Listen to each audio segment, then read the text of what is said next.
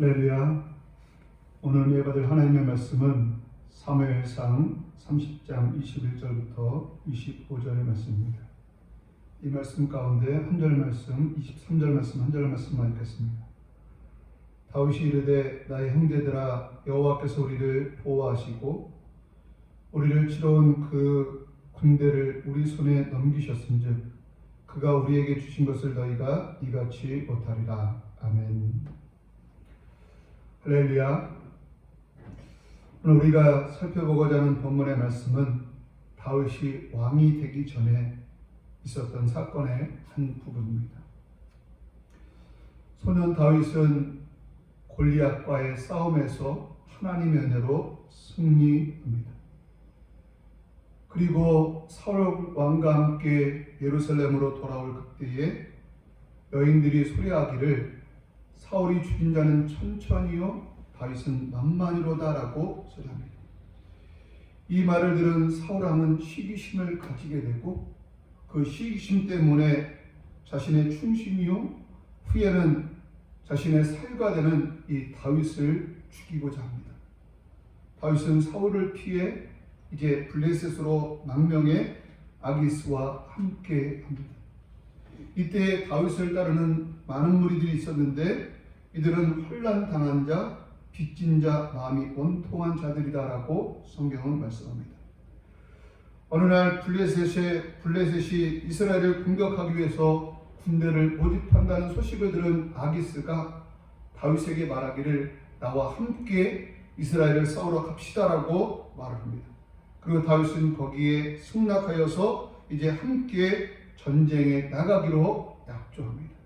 그리고 결전의 날이 되어서 다윗과 600명의 군사들이 함께 블레셋과 함께 이스라엘과 싸우기 위해서 이렇게 나아가게 됩니다.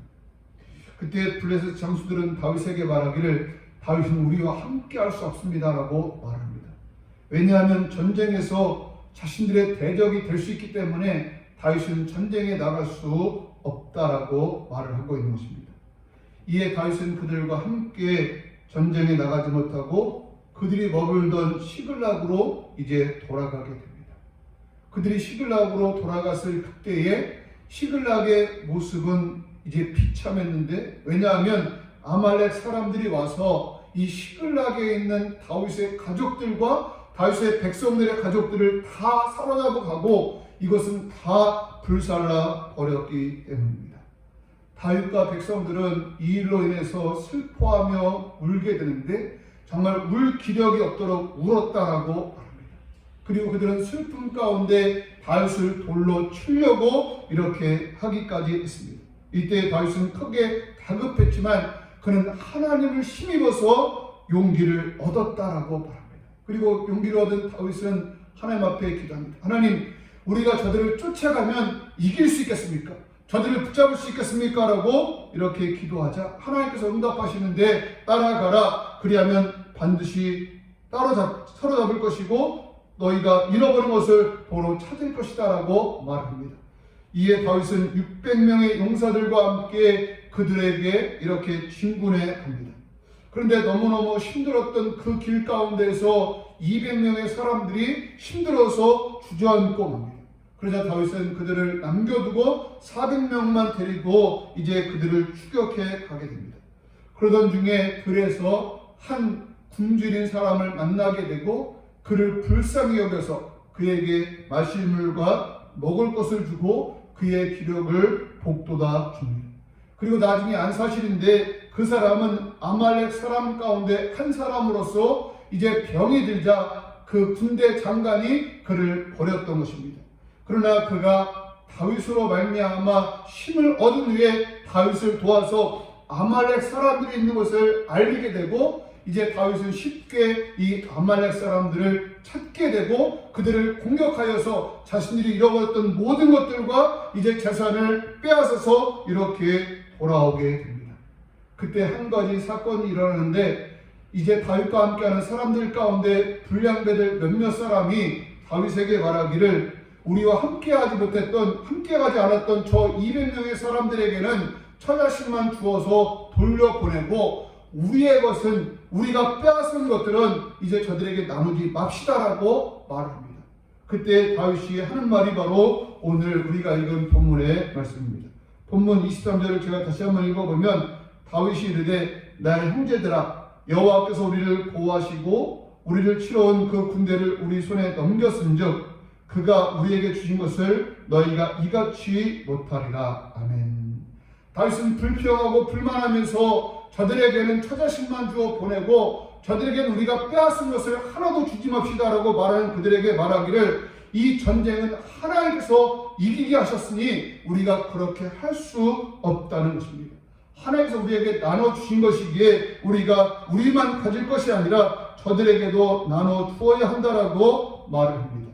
그리고 이것을 이스라엘의 온 율례와 규례로 삼았다라고 오늘 본문은 말씀합니다. 저는 이 사건을 통해서 먼저 다윗의 댐댐이를 볼 수 있다라고 생각하는데 다윗은 불량배들과는 생각이 분명히 달랐던 것을 봅니다. 불량배들은 자신이 수고했고 자신이 땀 흘렸기에 자신들이 갖는 것이 당연하고 땀 흘리지 아니하고 수고하지 않은 저들에게 주지 않는 것은 너무너무 마땅하다고 생각하고 있다는 것입니다. 그러나 다윗은 분명히 고백하기를 이 전쟁은 하나님께서 하신 것으로 하나님께서 이기게 하셨고 하나님께서 주셨기에 우리가 그렇게 할 수 없다는 것입니다. 그러기에 나누어야 한다는 것입니다. 우리가 11조를 하는 이유가 무엇입니까? 우리가 11조를 할 수 있는 이유가 무엇입니까? 할 수 없는 사람들은 또 왜 할 수 없는 것입니까? 할 수 없는 사람들은 내가 수고하고 내가 땀 흘렸는데 내가 왜 11조를 드려야 합니까? 라고 그들은 자신이 했다라고 생각하기 때문에 할 수 없는 것이지만 할 수 있는 사람들은 어떻습니까? 하나님께서 거두게 하셨습니다. 하나님께서 우리가 수고하고 땀 흘렸지만 하나님께서 우리로 하여금 거두게 하셨습니다라고 하나님께서 하셨습니다라고 인정하기 때문에 우리가 하나님께 11조를 드릴 수 있다는 것입니다.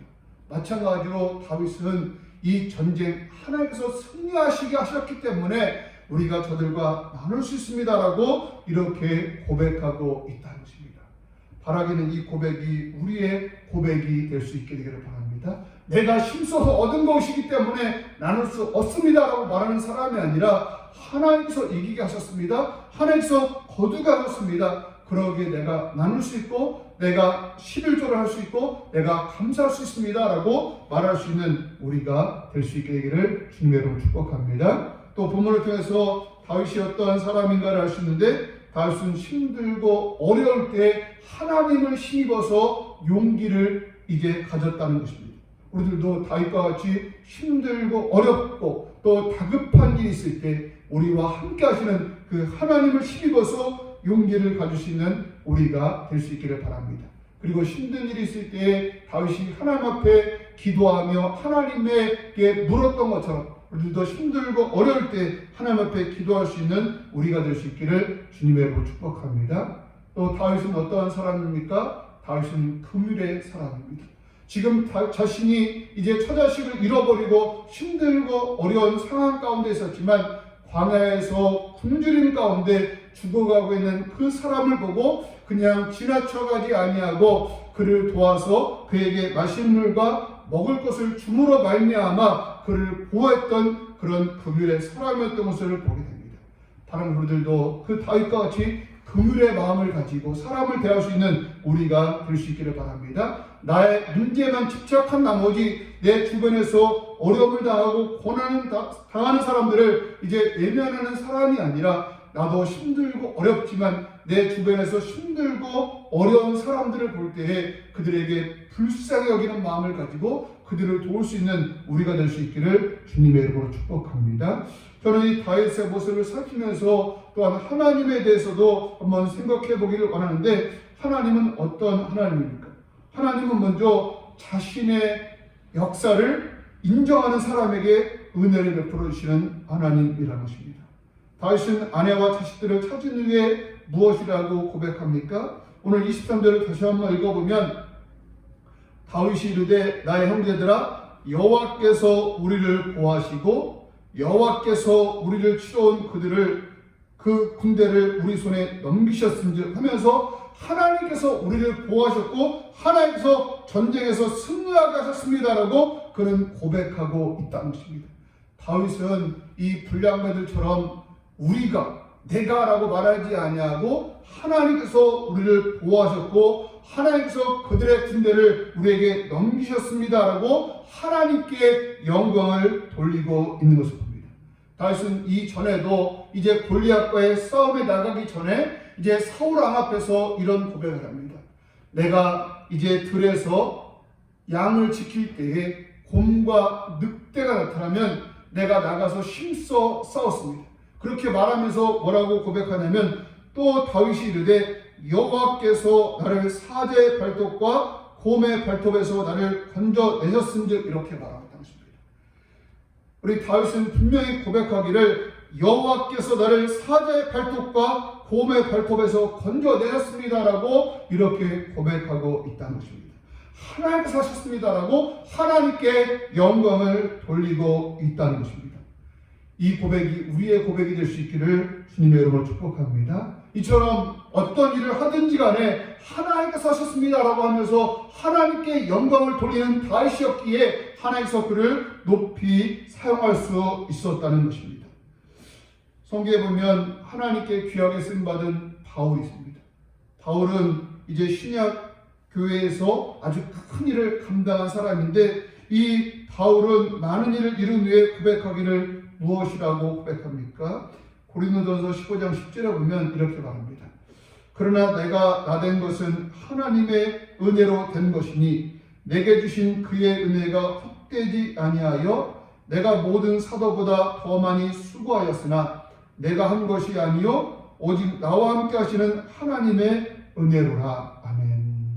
내가 다른 사람들보다 더 많은 수고를 하였지만 내가 한 것이 아니라 하나님의 은혜입니다. 하나님께서 하셨습니다라고 이렇게 고백하고 있다는 것입니다. 또 이와 같이 하나님을 높인 사람이 있는데 바로 그 사람이 요셉입니다.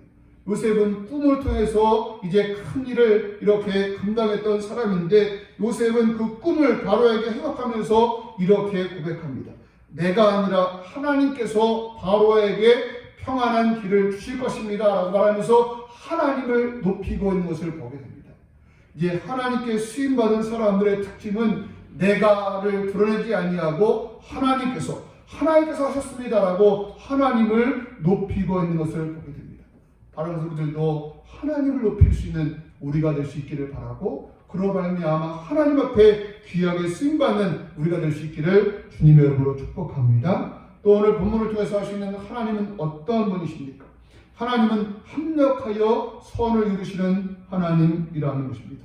로마서 8장에 보면 우리 하나님은 합력하여 선을 이루신다라고 말씀하고 있는데 바로 오늘 본문에서도 보면 하나님께서 합력하여 선을 이루고 있다는 것입니다. 다윗이 전쟁에 참여하기 위해서 나갔을 그때에 반대하는 사람들 때문에 다윗은 마음이 상했습니다. 그것 때문에 다윗은 이제 다윗 자신을 소개한 아기스에게 화를 내고 있지만 분명한 것은 하나님께서 그렇게 하셨다는 것입니다. 만약에 다윗이 전쟁에 나갔다면 다윗에게 어떤 일들이 일어났을까요? 그는 그 처자식들을 다 잃어버리고 자신의 백성들의 처자식들을 다 잃어버릴 수밖에 없었다는 것입니다. 그리고 동족 이스라엘을 죽이는 그런 일을 할 수밖에 없었을 것입니다.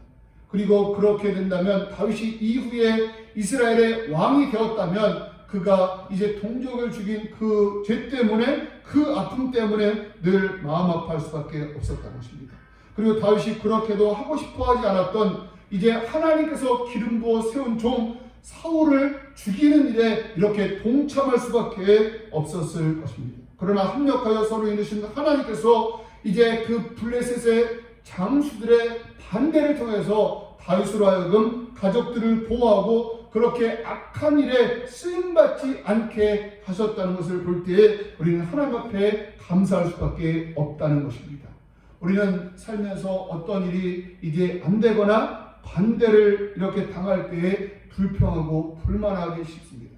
그러나 합력하여 선을 이루신 하나님께서 그 반대를 통해서도 우리에게 일하시고 우리를 위해서 일하심을 기억하면서 그 반대 가운데서도 하나님의 뜻이 있음을 기억하면서 감사할 수 있는 우리가 될 수 있기를 주님 여러분 축복합니다. 또 하나님은 어떤 하나님입니까? 하나님은 우리 사람의 길을 인도하시는 하나님이라는 것입니다. 성경 잠언서에 보면 사람이 마음으로 자기의 길을 계획할지라도 걸음을 인도하시는 분은 하나님이시다라고 말씀하고 있고 19장에서도 보면 사람의 마음에는 많은 계획이 있어도 오직 여호와의 뜻만이 완전히 서리라라고 말씀하고 있습니다. 우리 하나님께서 이제 우리 하나님의 계획이 있음을 기억하면서 우리가 반대를 당하거나 또 힘든 일을 당하거나 어려움을 당할 때 불평하고 불만하기보다는 하나님께서 합력하여 선을 이루시는 하나님께서 또 다른 길을 준비하고 계시겠지라는 생각을 가지고 오히려 감사함으로 그 일을 대할 수 있는 우리 모두가 될 수 있기를 주님의 이름으로 축복합니다. 아멘.